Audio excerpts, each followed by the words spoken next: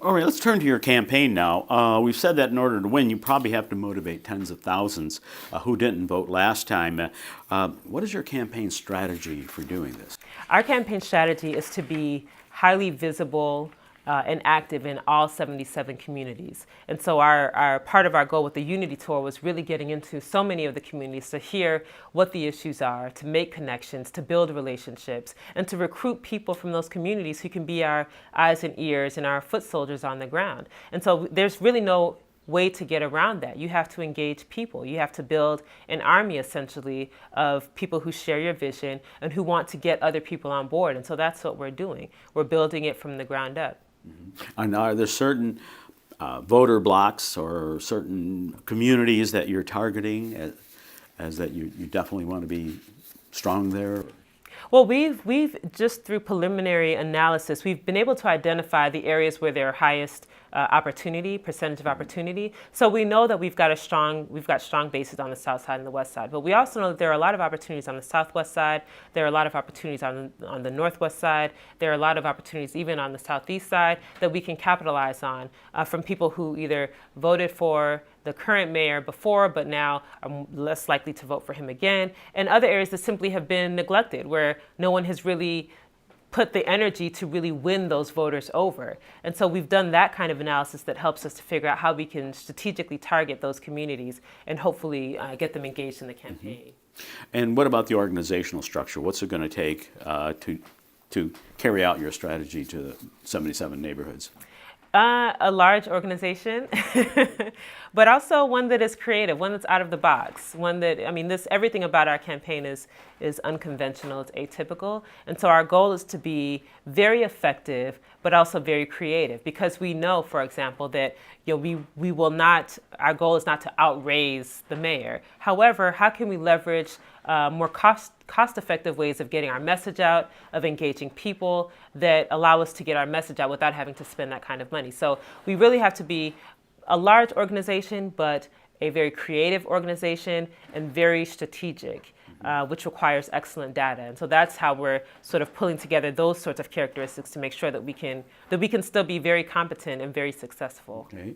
A lot of successful campaigns are built, require the support of the small businesses in the area. Now, how are you going to win over small business in Chicago? Well, I work with small businesses every day. So I'm the executive director of the Austin Chamber of Commerce, but have worked also with similar organizations in other parts of the city. And so I see the issues that our businesses face, and there are so many ways that we can make the environment for small businesses and for entrepreneurs much more welcoming. And so I hear those complaints every day. So part of the platform is we're putting out proposals around licensing, around capital to help entrepreneurs start their businesses, around new initiatives where our aldermen can actually take a much more proactive role in helping entrepreneurs who need space in their wards, who need access to capital, helping them to do that. So it's really about creating an environment that facilitates the growth of small businesses, because we know that those are actually the backbones in our local communities. They hire locally, there's less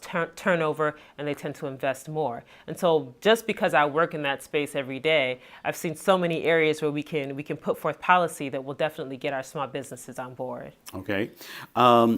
Every campaign needs endorsements. And so which groups, which unions, which leaders are you going to seek endorsements from or have already received? Well, we've gotten endorsements so far from Northside Democracy for America, and also from the Justice Party Illinois. So we are very, very excited about that. I think taking the leadership and saying that this is the kind of campaign that stands for our values has meant so much to us. We will probably seek endorsements from most of the unions.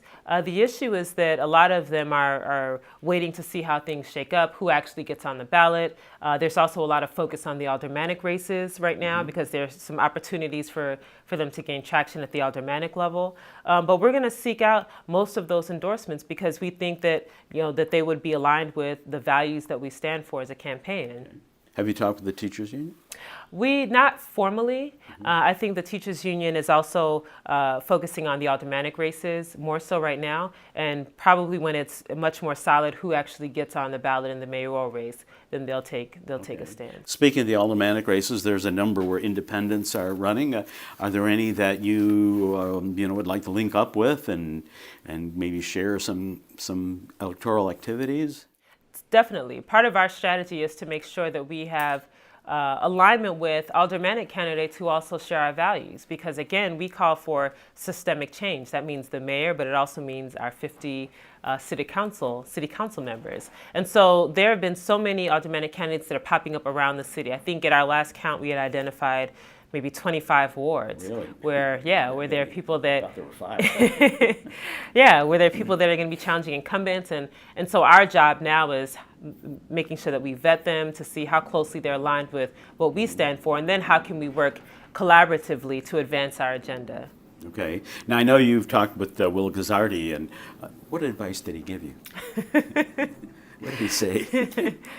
Well, it was definitely a good conversation. Him now being on the other side of the equation, but he's always been so supportive, and he's always just talked about, just being real, doing what you feel in your heart to do, and just really putting all of your effort into it. I mean, one thing that no one can deny about Will's campaign is that he was in it 100%. I mean, we had the worst winter ever. He was still out with volunteers every single day, knocking on doors, because he really believed in what he was doing. And so he's always been so supportive about the fact that this is something that I believe in my heart. And because of that, he's always been so encouraging and just, offering words of advice about how to, when you're on your fundraising calls and how to handle that. And those little things about the campaign life, I've been able to get some good insights from him. Great. Okay, let's skip forward now to April or May of 2015, and you have won the election. And on your first day in office, you might want to rearrange the furniture probably or something like that. But what's going to be different about an Enyia administration that the people of Chicago will notice? Well, for starters, our administration would actually reflect Chicago. It would be comprised of people who know Chicago, live in Chicago, lived in Chicago, understand Chicago. That is so key. Without that component, your policies will not reflect what the city needs. It will be very diverse. It will require people who not just that have worked on a campaign and so now they get a job, but people who have been on the ground doing the work from day one, who understand what communities need across policy areas, whether that's schools, whether that's in our city's fiscal circumstances, whether that's in our Department of Family and Support Services. We need people who have the experience, who can do the job based on merit, not just because they were politically connected. And so that's how they got the job. So the administration would be different. The culture would be different. This would be an administration that thrives on positive energy and optimism, not because they're not driven by fear or because they're afraid of what will happen to them if they don't toe the line of the administration. No, we want people who are enthusiastic and who love the work. They love the city because that's what's going to create high quality output from staff. And I've always believed that. Okay. Any last thoughts that you'd like to share with the listeners? Well, I think we are really at an historic moment in Chicago. I think that the issues that we're talking about are not only unique to Chicago, I think they're global.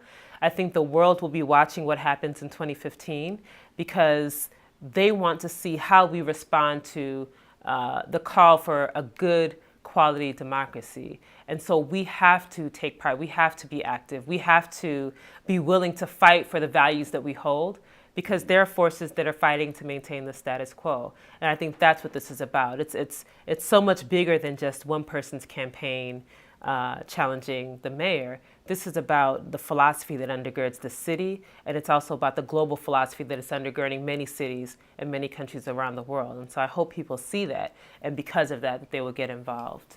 Okay, well, thank you very much, Amara. We have enjoyed this, and that's it for PDA Chicago.